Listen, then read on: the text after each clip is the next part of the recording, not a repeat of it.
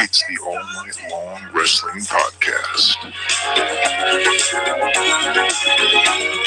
with the Enforcer. I believe they're called enforcers, Gordon. I sell women's shoes. And the Stallion. Stallion, baby! I am not what you would call a handsome man.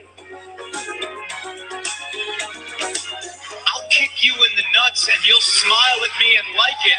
Oh, nice!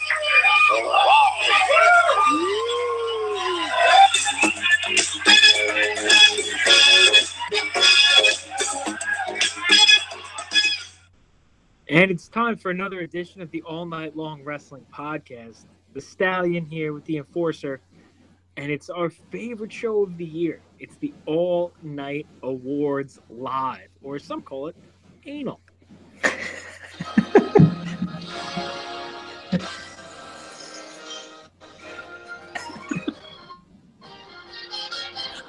I legit can't get through listening to the song. I don't know why it pops me so hard, but I'm going to leave that going in the background the entire show. You think you'll make it, Joe? How fast can we go through these awards, I guess, would be the question. I feel like, I don't know, I feel like more sophisticated, maybe more distinguished. Should I have worn a tie? That's fair. Are you wearing a top hat? Do you have that going? I think I should have worn a tie. Maybe look like Mr. Peanut, possibly. Okay, you look like a monocle. Yeah, that would have been good. Oh, nice word, monocle. I didn't even think about that. Well, I got to turn it off because I laughed too hard. But anyway, so we just wrapped up a show a couple days ago. A lot of fanfare for that show, huh?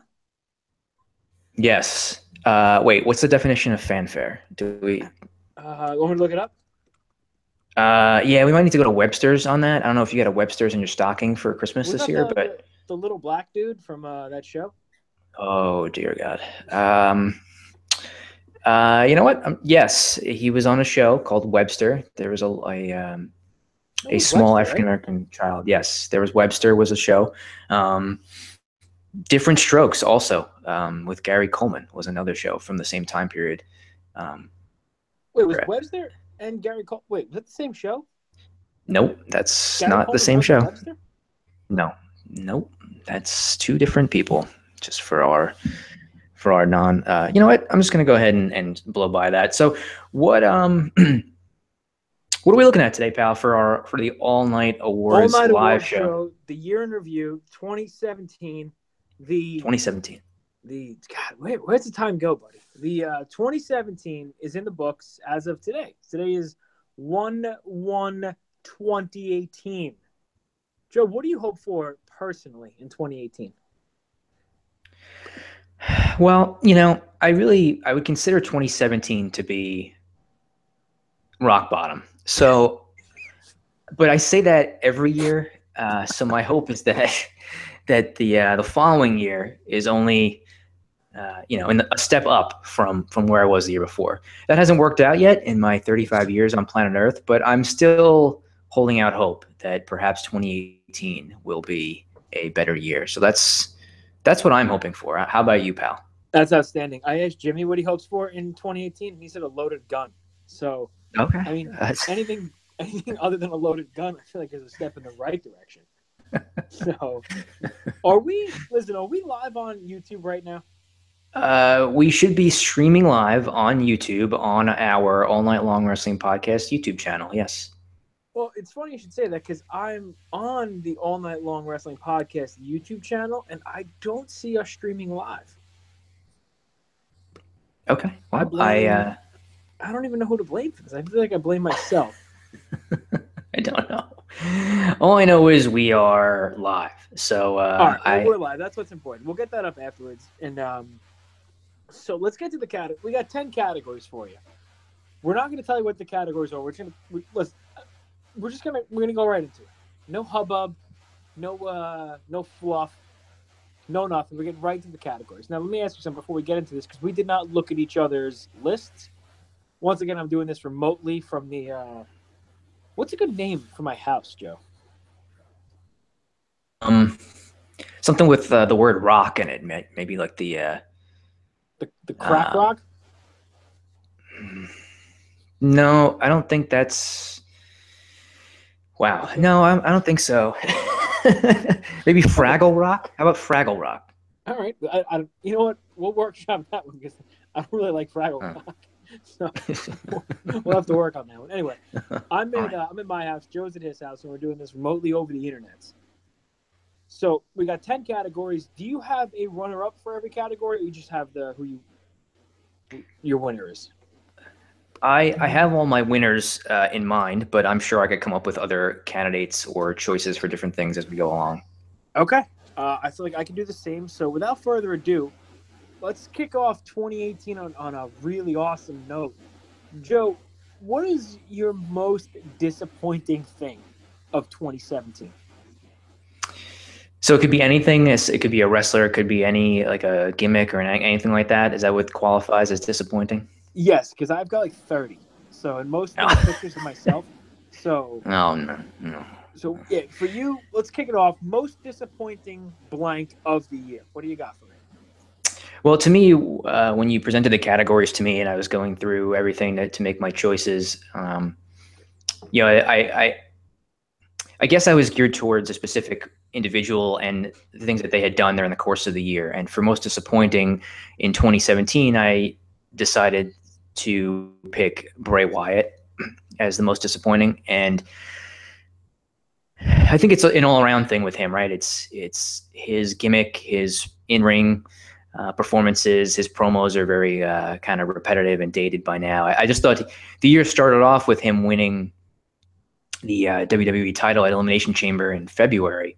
And, he had a main event type match with Randy Orton at WrestleMania. And it just from there it went all downhill. Like that match was pretty poor. The feud with Orton was pretty poor. And then he kind of seemed to wander aimlessly after that the rest of the year. He got moved over to Raw. He lost a lot of momentum. Did he have syphilis for a while or something? That sounds about right. He had some sort of illness that kept him away. Was it meningitis, maybe? I believe it was meningitis. Yes. Okay. There was his affair apparently with JoJo and the company. Whoa! You can't just throw around a term like that. What are you talking about? You can't say affair. I mean, he didn't. Is that proven? I don't know. I mean, I think his wife is divorcing him, I believe, and that was one of the reasons that was referenced as to why. But at any rate, yeah, no, that's right. I got you. Yeah, at any rate, I think all those things combined, like I said, the disappointing WWE title run, the bad matches with Randy Orton, bad feuds, just kind of the move to Raw didn't help him any. He just hasn't won a lot of matches, and he's a guy that I feel like a lot of people thought had a lot of potential when he came up to the main roster, and he just hasn't lived up to it. And I thought 2017, for a year when he won, the major title in the company, was really, really disappointing. Yeah, I like how you referenced that match with Randy Orton. I forgot about that. That was like the video game match where they have like worms in the ring and that kind of stuff too. Yep. Yeah, that sucked. I have a 3-way tie for most disappointing of the year. Okay. Because I was disappointed a lot in 2017. I have, I'll just tell you. Well, the wrestler I have that's most disappointing is Bayley. I think she's had probably far and away the worst year of her WWE career. No crowd reaction. Matches are not good. Terrible storyline. She's losing clean to Alexa Bliss on TV because, I don't know. There's a lot going on. I really didn't. I thought she just had a really, really rough year all around. Now, the other tie, I would say, was Impact and 205 Live. Every year, Impact regenerates itself. Is that the thing? They kind of, and they do like a tail on an iguana. And each year, they suck. This year was a bad year for them, and Del Rio was back, and he was going to be the figurehead of the company. And then as much as I love wrestling, I can't sit through in an Impact show. And 205 Live, with so much potential from the Cruiserweight Classic, it's just a terrible show to watch. So, most disappointing of the year for me is a 3-way tie between Impact, 205 Live, and Bayley. Okay. Yeah, no, I agree with all those things. I mean, unfortunately, Bailey came up to the main roster with a lot of hype and potential, and yeah, again, it was kind of a very, very disappointing year for her. And all the stuff about Impact and 205 Live is, I mean, that's spot on, really. I mean, I've tried to get into Impact at various points. It's hard to stick with it, and the Impact, the 205 Live has just been a disappointment from the get-go ever since the Cruiserweight Classic tournament ended. So, yeah, definitely disappointments all around there. Okay, that's going to lead us into the breakout star of the year. I'll go first in this one, and I've got one runner-up, but for me, the breakout star of the year has to be Braun Strowman. He went from a Wyatt family member who was squashing people, and was just kind of the big guy. Actually, he was a Rosebud. Then he very increasingly tonight. That's unfortunate. It's awesome. Glad all the dogs are back. So Braun Strowman, as I was saying, he was a Rosebud, and then he was muscle in the Wyatt family, and now he's main eventing matches and he's wrestling Brock Lesnar.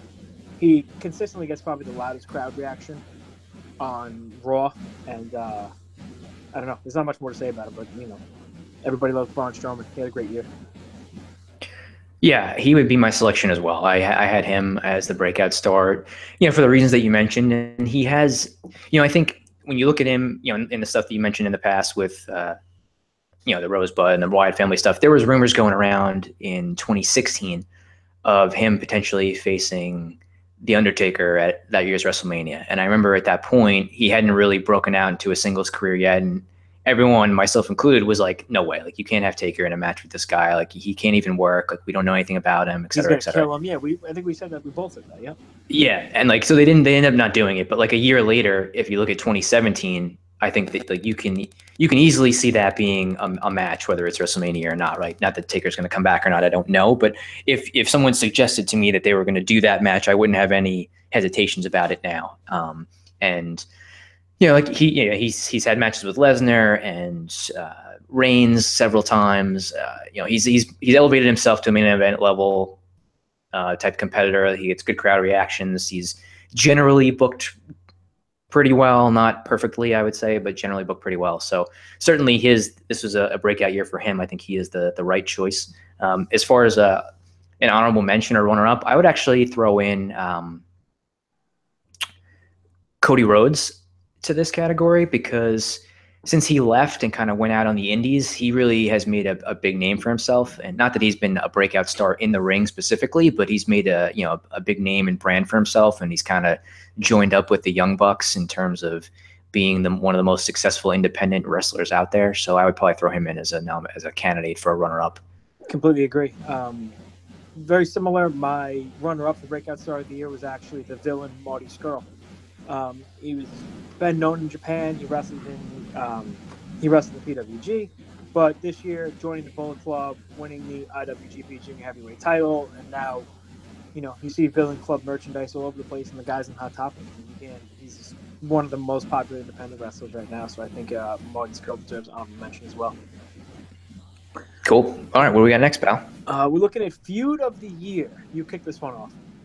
This was a tough one for me. I was trying to sit back and think about feuds that really stood out to me during the course of 2017, across the different promotions. And I just wanted to pick a feud that had multiple matches that were good and had good storylines behind them. So one of the feuds recently that was really, really good was the whole Aleister Black Velveteen Dream thing, but they only had one match, so I couldn't really put that in there.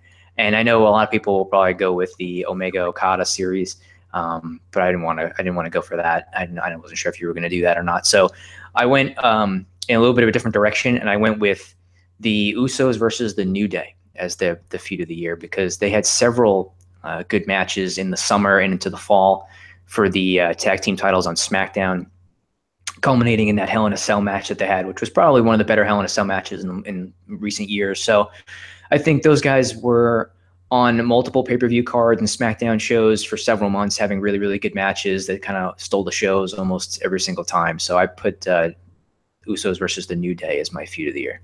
I have no issue with that whatsoever. I actually went with Kevin Owens and Sami Zayn against Shane right now on SmackDown. It's something that it's again, it's tough to. With so much TV, feuds don't last as long as they used to, so there's not a lot of juice behind any particular one. But this one is the feud that I'm enjoying most right now, and I think that I've enjoyed most all year. So I would say Owens and Zayn versus The Authority over on SmackDown. Yeah, that's a good choice too. I mean, we've talked a little bit about that feud recently and how it has been interesting and has kind of kept our, I think a lot of fans interest in the show and that angle to see like what's going to happen and who's going to turn or what the next thing that's going to occur in the angle will be. So it's I do think that's a really good feud as well. Okay. Next category is holy shit moment of the year. This one was tough for me. I didn't know we were allowed to curse on this show. That's weird. Okay, go ahead. Had I known, I would have dropped a lot of F-bombs earlier. Holy doo-doo moment of the year. There were 3 that really stuck out to me that I was going back and forth on. But to me, the one that caught me the most by surprise, had no idea, didn't see it coming, was Chris Jericho's debut in New Japan Pro Wrestling when he challenged Kenny Omega at the Dome. I don't want to mention my honorable mentions yet because it might be one of yours, but this one was the one that completely caught me off guard. Had no idea. Nobody saw it coming. Nobody knew what was happening, and has absolutely created the most buzz. So for me, it's Jericho back in New Japan. Yes, so I had 3 in mind as well, and that one with the Chris Jericho appearing in for New Japan to set up the match with Kenny Omega at Wrestle Kingdom was my choice for it for the same reason that you mentioned. It just was the one that I was not expecting at all. The other 2 that I was considering. I wonder if they're going to be the same. Go ahead. Yeah, I do. Do you want me to go ahead with mine? Let's tell you what they were. Yeah, you go with the first one. I'll go with the second one. Okay, so the one I thought of was the Hardys at WrestleMania, because I think that was rumored to potentially be happening, even though they had wrestled the night before for Ring of Honor, but no one was entirely sure if it was happening. And I remember as we were watching WrestleMania, and it was a triple threat tag team match. I think it was triple threat, right? It was triple threat ladder match, and they added a 4th team, and we still weren't sure if it was going to be New Day added, and ended up being the Hardys. So that was still a surprising moment for me. Was that one of the 2?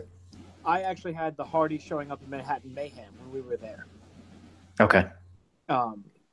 When the Hardys came out, no one knew they were going to be in the arena, and they wound up beating the Young Bucks right away for the tag team title. So to me, I think because we were there for it, that was one huge moment of the year for me.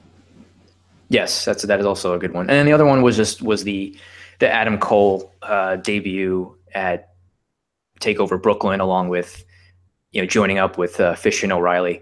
Again, it was something that we had thought was rumored to potentially be happening. We weren't sure if it was going to be happening. As the show was going off the air, it looked like he finally ran out through the crowd and appeared. And I think we watching that show together, we genuinely reacted to it, right, as far as it happening. Even though we knew it was a possibility, it was still a big moment for. At least, for me, in the sense that having watched him and been a big fan of him for the last few years. So that was the other one I was considering. That was my other one as well. Definitely, for all the reasons you said. The only reason why is because we had a feeling it was going to happen, but weren't sure, whereas the Chris Jericho thing was just completely out of right field. So yeah, exactly. All right. Next up, Tag Team of the Year. What do you got for me? So I went with the Usos on this one for Tag Team of the Year. It's the usual suspects as far as tag teams. I think the Young Bucks from the independent Ring of Honor scene are always a candidate. I think when you look at WWE, the Usos and Sheamus and Cesaro, right, the Bar, are those are probably the 3 teams I thought of when deciding this. And I just went with the Usos because I thought that they reinvented themselves this year with their new gimmick. They turned heel. They had so many good matches with a lot of different teams. Like I mentioned, the feud with New Day, other teams on SmackDown. And they had a couple of different tag title reigns over there also. I just think that they, with the reinvention of their gimmick and their changing their look and their different promo style, I thought they deserved it this year. So I went with the Usos. Yep, that was my pick as well. I think they've been having the most consistent matches. I mean, from everything from promos to commentary, they're doing everything right this year. So the Usos, for me, runner-up as usual were the Young Bucks. I just feel like the Young Bucks had a strong year in New Japan and in Ring of Honor. but they didn't have any of those blow away, oh my God, gotta see it matches. But to me, they're the most consistent tag team outside of the Usos. So for that, I went with the Young Bucks as a runner-up. All right, that's going to lead us to female wrestler of the year. I went with Charlotte. I think, again, consistency is a big thing for me, and she's been, the figurehead of the SmackDown roster. She's been kind of holding it down over there, and she's brought more of a relevance to the women's title on SmackDown. And as far as in the ring goes, she's a model of consistency. Every match is going to be clean. Every match is going to be good. She's, she does some crazy spots. She had the Hell in a Cell this year, I believe. She also, what other match was she in? That was like a groundbreaking match. You said Money in the Bank. You said Money in the Bank. That's right. Yeah. Yeah, and I think, she's just been she's been in the title picture for the entire year, and she's, had just consistently good matches. So for me, it's Charlotte. I went with Asuka for this one, just because I feel like she had, of course, the undefeated streak was a big thing in NXT, and I thought that was a really good special type angle. But as far as, she's someone that when you went to watch NXT shows, whether it was, on the network or in person or whatever it might be, that you really look forward to those women's matches. You knew it was probably going to be a good match when she was there. She had a couple of really good matches with Ember Moon summer. She ended up not losing the title. She's now moved up to the main roster on Raw, and she's, I think she's as big of an attraction or a draw as there is for women, I think, on the main roster right now between her and Charlotte, I would say. So I went with Asuka. I mean, I think you can go either way. Charlotte certainly, I think, is the top woman in the division, or has been for a while. So, but I went with Asuka just for her work in NXT, and now hopefully continuing on the main roster. Yep, she was my runner-up. Everything you said, no issues whatsoever. That's going to lead us to the male wrestler of the year. Why don't you go ahead and take this one? Well, yeah, this was a tough one too, because like we were talking about last time. I try to go through the different promotions. We were going through the Sports Illustrated list, I think, on our last show, and trying to think of who are the guys from each promotion that would be a candidate for this. And then when I looked at Ring of Honor, there was really nobody that stood out to me as a candidate from Ring of Honor. Even Rhodes has been the top guy there, but I don't think he's worthy of Wrestler of the Year. Nobody from Impact, for all the details that you mentioned earlier when going over. What about Trevor Lee? Did he just miss? Nope. Not Trevor Lee. No, I couldn't go with Trevor Lee. So he was out. And then I'm looking at WWE and NXT. And NXT had a lot of, I don't want to say a lot of turnover, but they did cycle through a lot of guys, in the main event level, right? It started out with Samoa Joe and Nakamura, and then it was Rude and McIntyre, and now Adam Cole. And Cien Almas. So there hasn't been a lot of consistent main event run in 2017 for those guys. And then WWE has just a bunch of guys that some of them are part-time, and some of the guys are kind of hit or miss with their big matches and the feuds that they were in this year. So if I'm looking at WWE, the rest of the year for WWE was AJ Styles. But then when you look at New Japan, there's guys from there, of course, the series of matches that Kenny Omega had and all the things he's been doing. But I went with Okada for this year, and I felt like he had just every match that I'd seen him in this year, and I can't say I've seen every single match that he's been in, but every single one that I've seen him in has gotten, really, really good reviews, and it was really, they were all good matches. He had 3 matches with Kenny Omega. He had a match with the Shibata. I saw his match with Cody Rhodes at the G1 special in the U.S. He's getting ready to face Naito at Wrestle Kingdom 12. And I was just reading up on him today, and apparently he became the longest reigning IWGP heavyweight champion in history in October. And he's on his way to break the record for most combined days of champion before his next title defense. So he just is a guy that's been carrying that promotion, and it's known for strong style, heavy hitting main event matches. And he's kind of been a part of all of that, including being in the G1. So I went with Okada for the Wrestler of the Year 2017.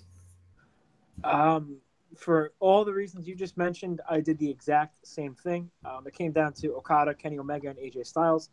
While Kenny Omega, I think, had a slightly better year in the ring, marginally, just barely. I think Okada had the title all year round, and he carried the entire company on his back. To me, if you take Okada out of New Japan and you should have Kenny Omega there, the organization wouldn't be as powerful as it was if you took Omega out and you had Okada there. Because for a long time, it was just Okada. And this year, same deal. Like I said about Charlotte, Okada is a model of consistency. Whether he's wrestling Yano, he's wrestling Shibata, he's wrestling Tiger Mask W, doesn't matter. It's every match, he's clean, he's fantastic in the ring, and longest reigning IWGP champion. And although I think he's going to lose the title, I don't think there's a better wrestler in the world right now than him. AJ Styles, like you said, he was my pick for the WWE at least, and I think Okada, if it came down to in the ring, one-on-one, how about a three-way match? Can we get a three-way between Okada, AJ, and Omega? Is that going to happen? I don't know. I don't know. Yeah, that would be tough. But I think with AJ too, when I was thinking about him or considering him, I felt like he had a really good year in 2017, but I feel like his 2016 was better. Now I know it changes year to year as far as what you're comparing to, but I just felt like he was probably the rest of the year in 2016. I'd have to go back and listen to our award show from last year. I don't remember if I chose him or not, but I feel like I feel like I did. I just did too. So for 2016, he was. I felt like this year, and through no fault of his own, I just think he was,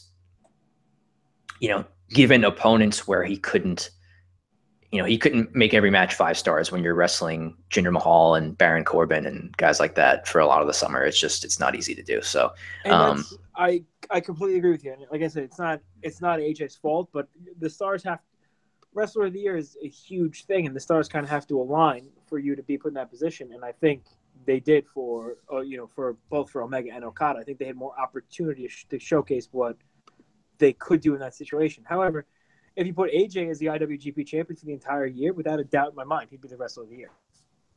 Yeah, I would agree with that. Okay, that's going to take us to. Let me drop my. All right, female. We're going to look at organization of the year. For me, I think this year was best organization of the year was New Japan.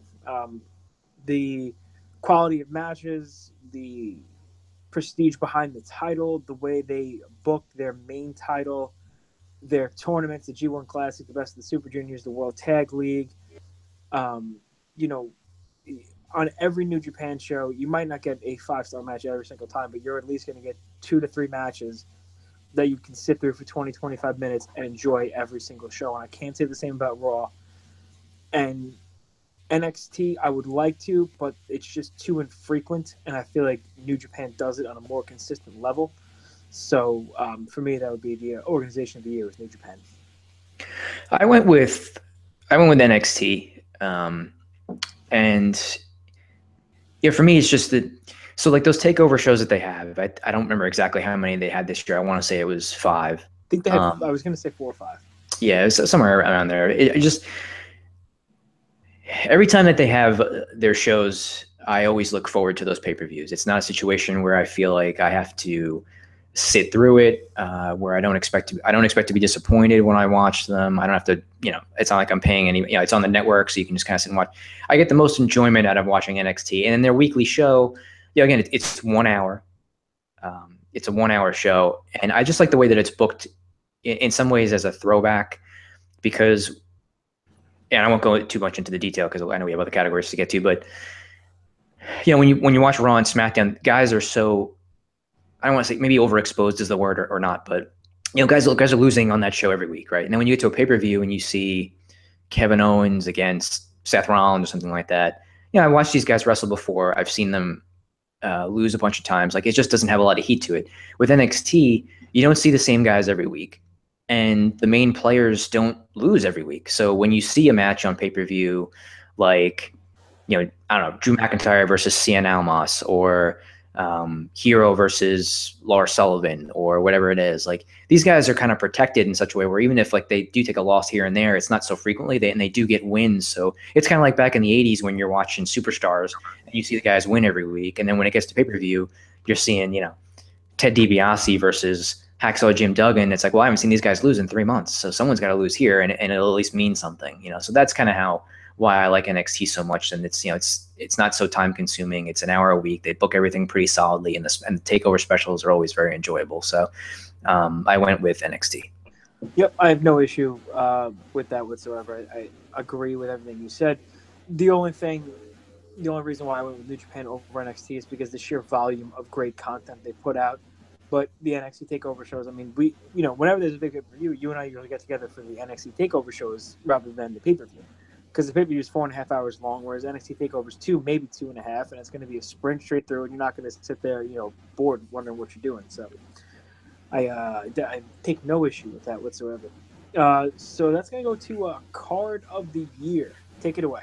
What do you got? Well, I guess building off of that, the last category, I ended up picking TakeOver Brooklyn 3 as the Card of the Year. And when I looked at the matches again and watched some of them, there was only 5 matches on the card, and the opener was Andrade Almas versus Johnny Gargano, which was an excellent match. You had Sanity winning the tag titles from Authors of Pain, their first loss, which also then introduced Fish and O'Reilly as a tag team in NXT. You had Aleister Black beating Hideo Itami in a solid match. Asuka beat Ember Moon by submission, winning a match that I think a lot of people thought Asuka was going to lose. And then you had Drew McIntyre winning the NXT title from Bobby Roode in the main event, which then followed up with the debut of Adam Cole and him joining up with Fish and O'Reilly to end the show. So to me, from a wrestling quality perspective and newsworthy perspective and all the crazy stuff that was happening, that was my favorite show of the year. I could go back and watch it again from start to finish without fast forwarding through anything. And it's still very enjoyable. So I went with NXT TakeOver Brooklyn 3. I had that for a while. I was thinking that was the show of the year. Then I went back last night. I watched it, watched a couple other things. For me, the best card of the year, and maybe one of the best cards I've ever seen, was New Japan Dominion, June 11th. Just pulling up the card right here. That was Omega versus Okada 2 in the 60-minute draw. Tanahashi defeats Naito for the IWGP Intercontinental title. Suzuki versus Goto, which was whatever. Kushida defeating Takahashi. Cody and Elgin. Guerrillas of Destiny and War Machine and the Young Bucks versus Roppongi Vice. Then they had an 8-man tag match, which was blah, and then a World 6-man title match, which was whatever, is a gauntlet match. But those 6 matches back to back were, I don't know. I don't know if they'll ever, for me, be a card that was that enjoyable with that quality of matches, 6 matches in a row. However, TakeOver Brooklyn, those 5 matches, again, same deal. I could start TakeOver Brooklyn, I could watch it straight through. I could start Dominion, I could watch it straight through. It was very, very close. I had TakeOver Brooklyn 3 as my runner-up, but for me, it was New Japan Dominion. Yeah, I think Dominion's a good choice too. I mean, when I was thinking about the different cards that stood out, when I thought about New Japan, that was the one that stood out to me as their best card of the year. So I think it's definitely worthy of nomination for best card of the year. All right, match of the year. We're down to the final one. Stallion, what is your match of the year for 2017? This was tough, man. There's so many matches, right? There's so many good matches, and it just comes down to, I guess, personal preference and style, and I try to factor in things like how much impact it had or meaningfulness in terms of the wrestlers, a promotion, or with the impact that their match had. So there were several good matches in New Japan, right? The Omega Okadas. I think Ishii had several good matches with both those guys and others, and some junior heavyweight matches that I saw with Takahashi that I really enjoyed. From a WWE perspective, the SummerSlam main event, I remember everyone thought that was really, really good. Styles and Cena from the Rumble was also one that was very highly thought of, and NXT had several good matches as well. But the one that I ended up going with was Tyler Bate versus Pete Dunne from TakeOver in Chicago. And I went with that because it's just one of those things where when that card came out and that match was on there, I wasn't expecting anything from it. I was like, why is this even on here? It just needed something else to fill up the card. And they ended up stealing the show. And I think, I don't know what's going to happen with the UK title or those wrestlers, if they're going to do like kind of like a side show with it or a weekly show with it or not. But I think it put those guys on the map to where now anytime I saw them in a match or them having matches, I wanted to watch it and I was looking forward to it. So they really stole the show in that one. There was also the crazy moves, and I hadn't seen a ton of those guys outside of the UK tournament that happened earlier in 2017. So I just thought that it made both of those guys into stars in the US, and it was the best match on that card and one of the best matches I'd seen anywhere in the year. So I decided to go with that one. That was my runner-up for all of the reasons that you said. For me, the best match of the year was Okada versus Omega, the second one, the time limit draw from Dominion. I don't think I've ever seen a match like it, to be honest with you, in regards to as hard hitting as it was. It was unbelievable. I mean, yes, there were a couple people said, "Oh, they use the same moves over and over and over again," and yeah, to an extent they did. Okada hit the Rainmaker a couple of times, and Omega hit the V trigger and stuff. But that kind of added to the story of them two really just throwing everything they can at the other guy. The story they told was fantastic. The New Japan crowd was the loudest I've ever heard them. They are a very quiet crowd usually, and they were on the edge of their seat. The no finish made sense in that match. Normally I hate that, but just two guys, 60 minutes, and for them to follow Tanahashi and Naito, who wrestled for half an hour, and Tanahashi won the title, and then get the crowd into it in a 60-minute match is no easy feat. And for all the implications of the title, of what the story told about Omega not being able to beat Okada with the title on the line, I think it's 1A and 1B. So I would say Okada versus Omega 2. Yeah, and I would say that was probably, runner-up for me as well. That was definitely, of the three matches they had, I thought that was the best one. The second one, the one that went to the draw. So also a good choice and something I know a lot of fans out there enjoyed watching. So I watched it again. This morning just to make sure because last night I went back and watched some of the takeovers. I watched some DIY tag team stuff and things I remember being very good. And then I watched Okada versus Omega again, and it actually blew my mind again. So I had to go with it. But there's no wrong answer unless you put a Roman Reigns match, to be honest with you. So there's that. But I mean, as a year, as a whole in WWE, I feel like we're no further than we were last year at this time. Would you agree? Yeah, probably. I guess from a general sense. I mean, some things have changed, but it's really at the end of the day, right? I mean, I think AJ Styles even said it in a promo on SmackDown that I saw recently, where he started the year 2017 as the champion, and he ended the year 2017 as a champion, even though there was a lot of stuff that happened in between. And over on Raw, we're still looking at the Roman Reigns as the main guy, right? I mean, last year's WrestleMania was basically, with the Universal title, was almost a setup for this year's WrestleMania to try to get to Brock and Roman again. So I love long-term booking as much as the next guy, but the problem when you book like that is the things that happen in between really don't matter. I think that's the problem that they're facing right now.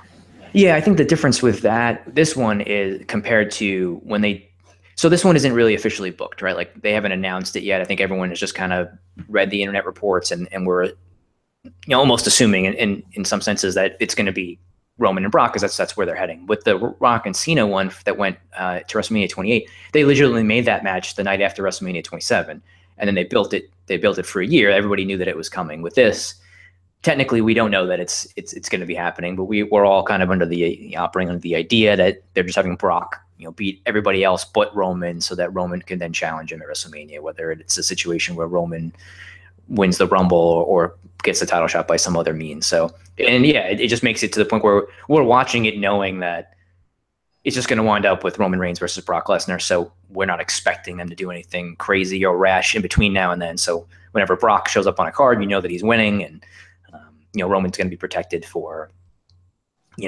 as much as they possibly can protect him, and going into WrestleMania, in April. So, there's not a whole lot of crazy things that have happened in WWE the last year that have been like game changing or earth shattering. Which sucks. But like you said, with regard to NXT, and I think in regards to New Japan too, like, there's a clear direction. There's a clear not a changing of the guard, but it's not.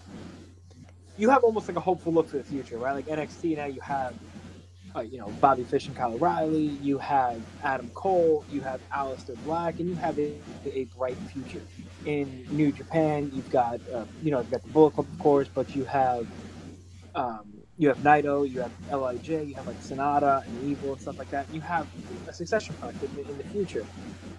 And in the WWE, you can't really hope for that future to happen because they don't trust these guys enough to let them do that, and they kind of just go right back to your Cena, your Reigns, your Lesnar, same thing. So I don't know. I hope something changes between now and WrestleMania, but I'm not counting on it, I should say.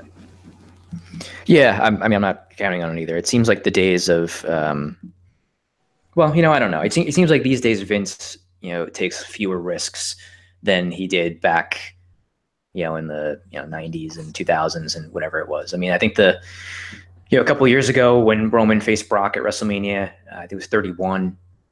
We were all operating under the idea then that Roman was going to win, and then he changed direction and had Seth Rollins cash in the main event of the show, which I don't know that everybody was expecting to happen. So that was like the last major time I think he changed significantly in the main event direction. I don't know. It just seems like he doesn't do it as frequently now. There's not a lot of crazy heel turns or, vice versa, and unexpected title changes. They don't do as much stuff anymore. It seems like they're just not as prone to doing that on the main roster. So, which is unfortunate because it kind of takes some of the element of surprise out of things.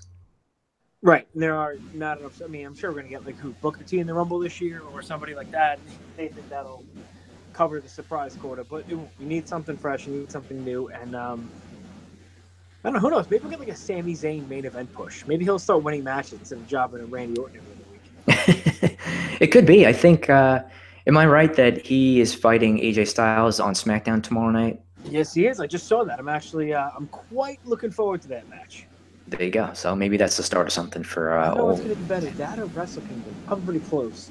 And how are we doing? You left me know. Yeah, I'll definitely let you know. But listen, I want to thank everybody for checking out the All Night Award live show. I want to thank everybody for checking us out on Twitter, at Instagram, at All Night Long WP, Facebook.com/AllNightLongWP. All Night Long Wrestling Podcast is on Damage 365 Radio Network. We're on Spreaker, on the YouTube, All Night Long Wrestling Podcast. And we're gonna be we got another show we just got tickets to. We'll drop a teaser to that one. Hopefully in the future we'll have some people coming on from that show. The show is in early March. I'm not gonna promote the show unless they help us. You know what I'm saying, Joe? Hey, you gotta scratch your back, they scratch ours, right? That's how it works. Yeah, I'll even settle for like never mind. I'm not gonna. You know what? No, maybe my resolution 2018 is to be less crude on the air. Maybe that's whatever. Listen, buddy. We're embarking on another year here with the All Night Long Wrestling Podcast. So, did you say embarking on it because Hunter and Chance are barking? No, no. Embarking. We're embarking. Embarking. Whatever. Some assholes barking. I'll tell you that much. Another journey. No, another journey for the All Night Long Wrestling Podcast heading into 2018. This whole remote live podcasting is going to, I think it's going to open up more content for us. Is that fair to say? I think that's the hope. Yeah. Now that we've kind of gotten down this path where we're able to do these remote shows, and might hopefully allow us to pump out some more content and maybe hopefully some more avenues in 2018. That's what I'm hoping for. Also, I'm going to dangle another carrot here. We have somebody coming up on, I would say within the next 2 or 3 weeks. He is a former WWE developmental talent. He was a local Northeast wrestling champion, and he has a lot of awesome stories. He told me a great one the other day about Ric Flair when he was working with a guy by the name of Biff Busick. You may know him as Oney Lorcan, in front of Ric Flair, and I'm going to let him tell that story on the air because it was one of the most awesome stories I've heard of Ric Flair, just being Ric Flair. So we're going to have this gentleman on in the coming weeks talking about his new promotion and giving us some behind-the-scenes stuff. As a guy, he said himself, he's a guy that is not looking to get back into the WWE. He has a great career outside of professional wrestling, but he's got a lot of stories. He's got no place to tell them. So I welcome the gentleman to the All Night Long Wrestling Podcast, and we'll have that out before the end of January for sure. Yes, I'm definitely looking forward to that as well. Yeah, well, listen, I want to thank everybody for listening. Happy New Year, healthy New Year, All Night Long Wrestling Podcast, everywhere you can find it. He's the Stallion. I am the Enforcer. For the first time in 2018, we're tapping out.